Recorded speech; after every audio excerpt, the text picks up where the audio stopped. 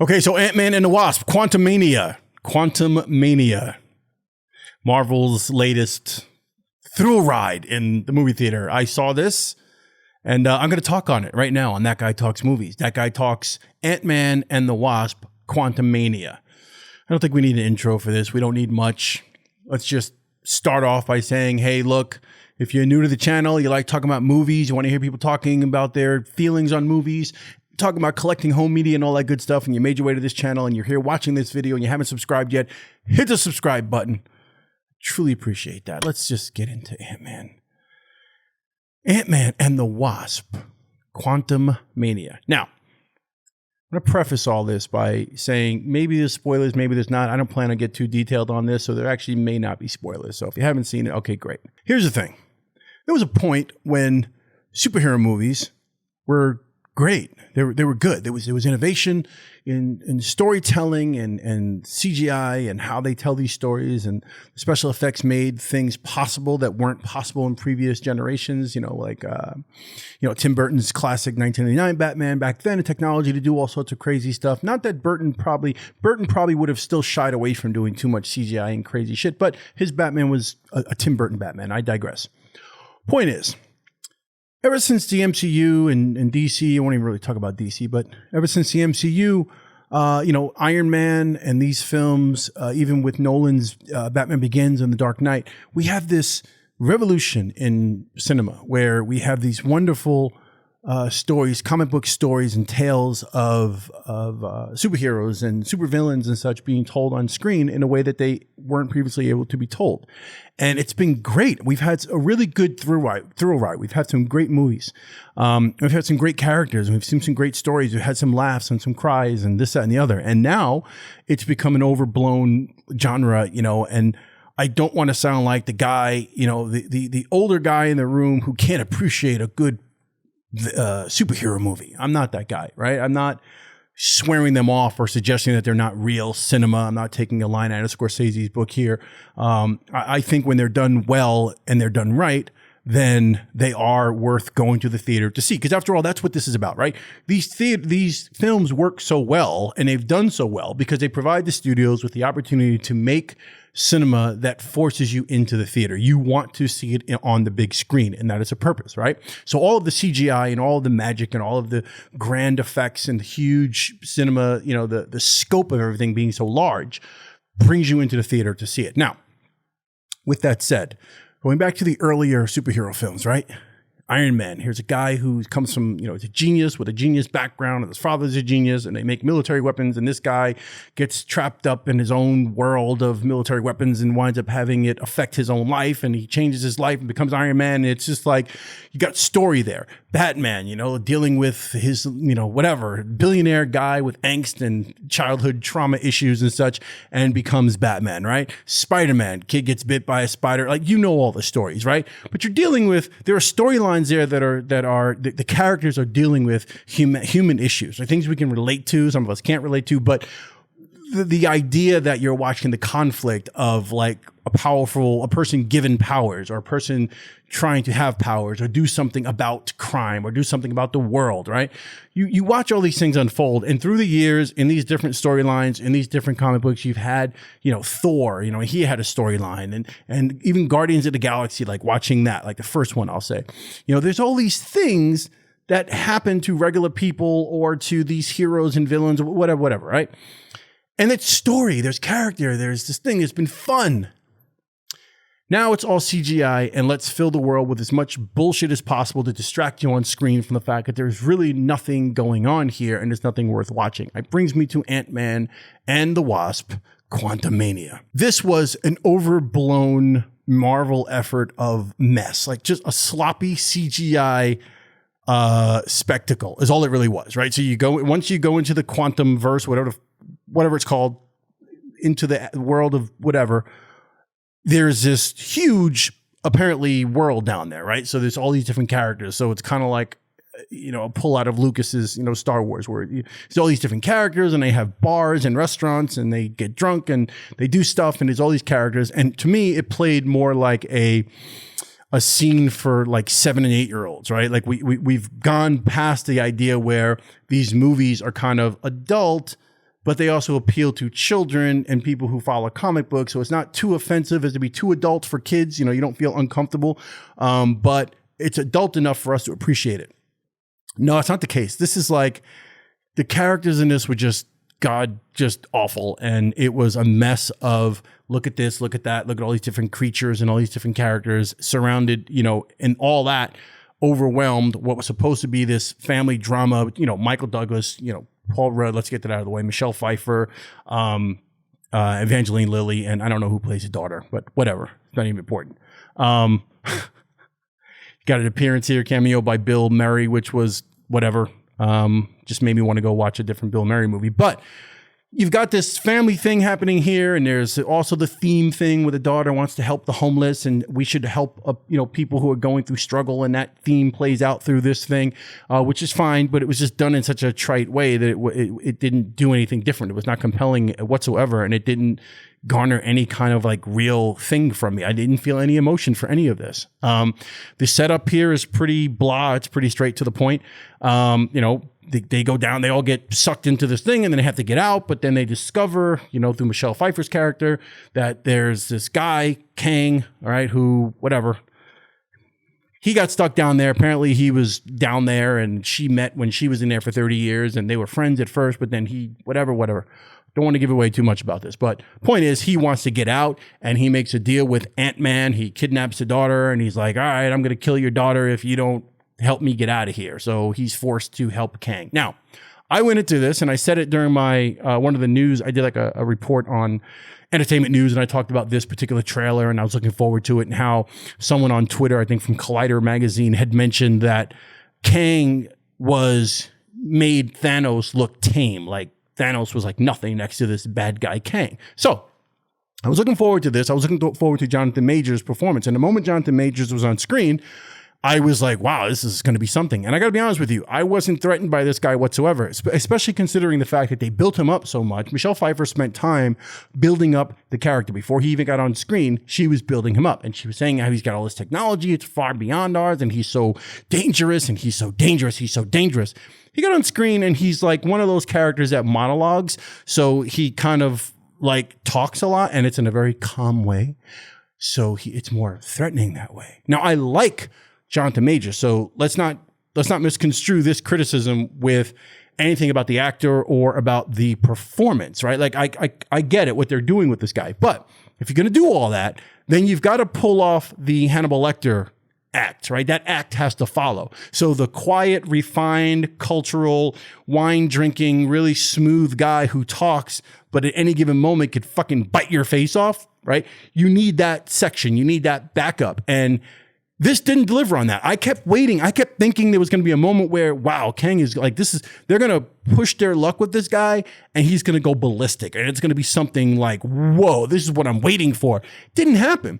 This was like some regular fighting in that one universe, in the quantum, whatever the hell you call it. And they're there. And yeah, he exhibits a couple of things that make him like, you know, he fights and he gets into a climactic battle with with Ant-Man, and it's supposed to be his big thing. But I'm like, if he's supposed to be that badass and he's supposed to be that powerful and that dangerous, I should have felt more of that. I should have felt more threatened by him. And I didn't feel that. Now, I will say, I've had somebody tell me, in fact, I was driving home and I was speaking to a buddy of mine about this, and he was telling me, yeah, well, apparently they're setting up, Kang for future Ant-Man, Wasp, whatever, Marvel, whatever, multiverse, universe, whatever you call it now. They're setting Kang up to do other stuff and there's a post-credit scene in this where you do see some of that, right? So my answer to that was like, really? Well, I don't care what they do 5 movies from now. I don't care what they do 3 TV series from now on Disney Plus streaming. I'm concerned that I went and sat and watched a movie where I thought I was going to be entertained or feel some way about this guy Kang, and I didn't. And again, it's nothing to do with Jonathan Majors, nothing to do with the actual performance. I like him. I like when he's talking on screen, but I just felt this was way too much. This was a mess of a movie. I don't know how. I'm looking at Rotten Tomatoes. I see it's like 85%, I think, critic score, and like 85, whatever, 87, 80, audience score. And I'm like, what the fuck are these people watching? Or who's paying them? Because I got to keep it real with you as a critic, somebody who talks about film. Part of me wants to be like, when I see stuff like that, I try to stay away from the reviews before I see a movie, especially if I'm planning to review the movie. I really don't want to hear anything. I don't want to be tainted by anything, right? And when I look at like Rotten Tomatoes and I just want to see what the score is, I'm like, what? How did that happen? Because I feel like, is it just me? I don't get it. I'm not a comic book guy. I don't have pop figures with comic book in every single comic book. I don't have all that. So it makes me not able to appreciate it. It's bullshit. I love comic films. I've loved the MCU films, a lot of them. And it is getting to the point where it's just, they need a complete refresh, a total refresh. The preview prior to seeing Ant-Man and Wasp was the preview for Guardians of the Galaxy Part 3.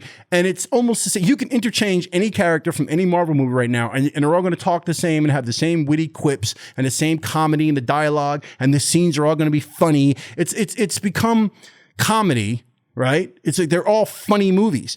Going back to Iron Man, you go back to Tony Stark's character. That's Tony Stark's character. It's just the way he is. He's, billionaire, philanthropist, playboy, whatever, right? Like whatever he was, genius.